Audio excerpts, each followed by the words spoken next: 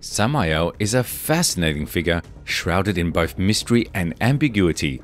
Different sources depict him in contrasting ways, presenting him as either a defender of the light or a being of profound malevolence. This duality highlights the two conflicting aspects that define his character. Samael holds significant roles in celestial hierarchy and time symbolism. He is associated with the planet Mars and presides over Tuesday. Known as the Angel of Death, he is often depicted being present by the side of individuals approaching the end of their lives. In this solemn role, he wields a sword from which a solitary drop of poison descends into the mouths of the departing souls, signifying the finality of life's journey. The name Samael carries the intriguing meaning of Venom of God, giving rise to interpretations that position him as either an instrument of God's wrath or an adversary to God. Some propose that Samael may even be synonymous with Satan, assuming different forms based on different beliefs. In certain traditions, Samael is regarded as a fallen angel, while in others, he is viewed as an angel who remains faithful to divine principles but oversees the more shadowy aspects of faith. Whether regarded as a counterpart to Satan or as an independent entity, Samael holds a distinct place in various spiritual perspectives. Samael's character encompasses themes of corruption and amorality. In the sayings of Rabbi Eliezer, Samael is depicted as the entity who seduced and impregnated Eve, resulting in the birth of Cain. This portrayal has been influenced by the Islamic concepts of Iblis, who refused to bow before Adam due to considering himself superior as a being of fire compared to Adam formed from dust. Similarly, according to Midrashic accounts, Samael is attributed as the father of Cain through his relationship with Eve. Samael carries various associations in different contexts.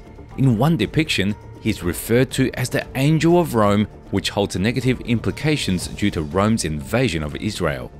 He is also described as a mighty 12-winged serpent and can identified as the serpent who tempted Eve, leading to her sin and giving birth to Cain, the first murderer in the world. Additionally, certain Jewish astrological works attribute Samael as the angel governing the planet Mars. Samael holds various positions and roles in different traditions. He is believed to be either the chief of the fifth heaven or residing in the seventh heaven. In the Talmud, he is portrayed as the guardian angel of Esau, the twin brother of Jacob. Samael is described as the angelic prince overseeing Edom, the ancient region that bordered Israel, now located in southwest Jordan. In the Holy Kabbalah, he is associated with the severity of God and recognized as the fifth archangel in the realm of Beriah, which represents the world of creation adjacent to Azalat, the plane of divine emanation. Despite his association with the role of the Angel of Death, as depicted in rabbinic literature, Samael is considered a servant of God, although this title may evoke unsettling imagery. According to the tale, God sent Samael to retrieve the soul of Moses upon the earthly departure. However, his task proved to be quite challenging. Moses fiercely resisted, refusing to accept his fate and engaging in a relentless battle. He fought with great vigor, striking Samael repeatedly with his staff and causing the angel to become temporarily blinded by the forceful onslaught. Due to Moses' extraordinary resistance, God had to intervene to compel him to surrender his soul.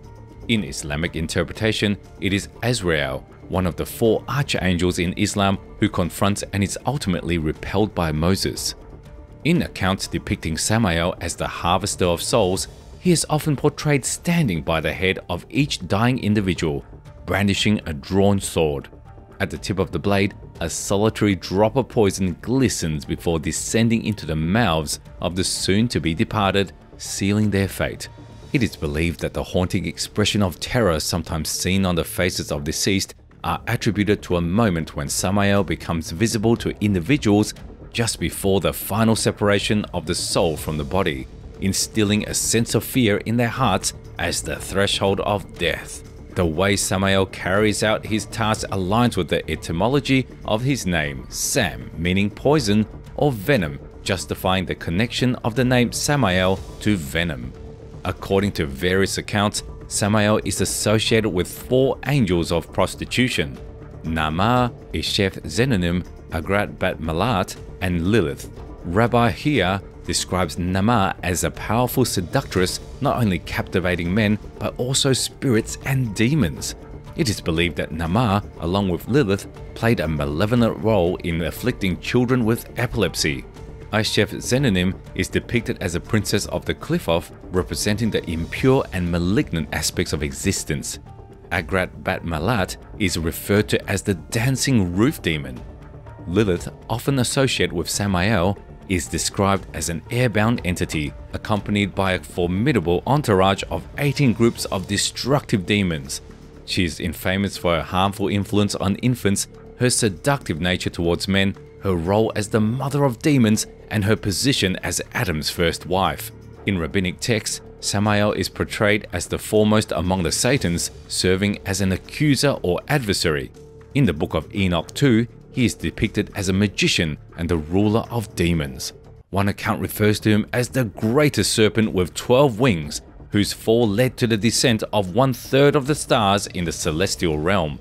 According to Rabbi Eliezer's teachings, it is stated in another text that Samael, a fallen angel, disguised himself as a serpent and entered the Garden of Eden to tempt Eve. He successfully seduces her and fathered Cain, who became the world's first murderer. This explanation suggests that it is fitting for a fallen angel rather than Adam to be Cain's father, given Cain's inherent sinful nature and inclination towards jealousy and violence. In the Ascension of Isaiah, an apocalyptic text blending Jewish and early Christian themes, the name Belial or Belial and Samael are used interchangeably as references to Satan. The text describes similar actions attributing to Samael and Belial. For instance, Samael is said to have exerted control over King Manasseh and embraced him, assuming the appearance of Manasseh. Samael, despite being regarded as the chief of devils, is depicted as being positioned under the first firmament, which contradicts his supposed authority. The Sibylline oracles include Samael among the angels of judgment. In the Tanaic and Amoraic period, Samael is mentioned as separate from the hosts of Merkabah.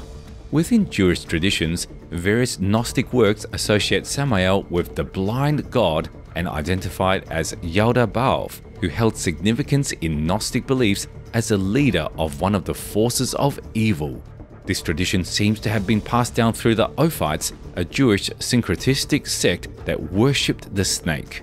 The Zohar, a mystical text, identifies Samael as the dark angel who wrestles with Jacob. However, there are various angels associated with this dark angel, including Uriel, Metatron, and even Michael.